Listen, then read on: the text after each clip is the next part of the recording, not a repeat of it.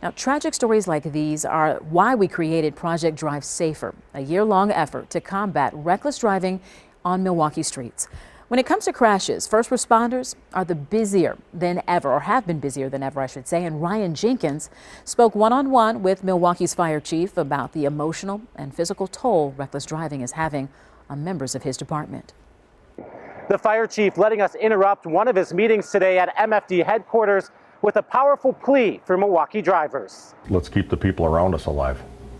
Slow down. Fire Chief Aaron Lipsky not holding back today, reflecting on the deadly crashes on Milwaukee's streets. Overnight here, 3 fatals, 2 in the city.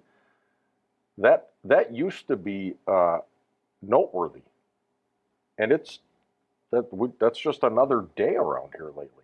That's wildly unacceptable. He says his crews are responding to horrible, brutal, grisly crash scenes like these far too often.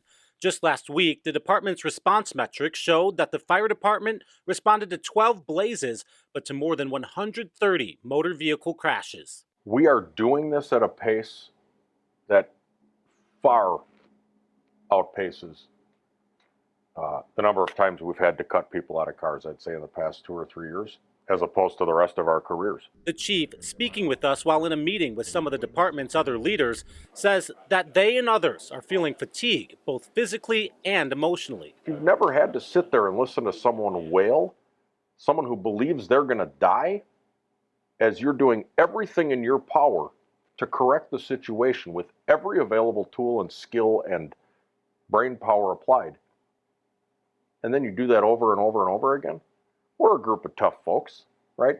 We don't talk like this usually, but it's a real thing, and we're starting to see it amongst our team here, and that worries me. The chief says he is part of task forces and initiatives aimed at calming traffic, and he believes redesigning streets will help, but that takes time. As the fire chief, I'm left with the same problem the fire department's always left with.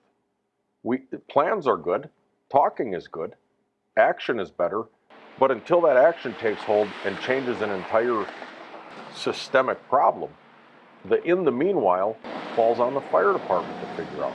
And while the department continues to respond to crashes and as firefighters and paramedics work to save as many lives as they can, the chief is also calling for drivers to take personal responsibility.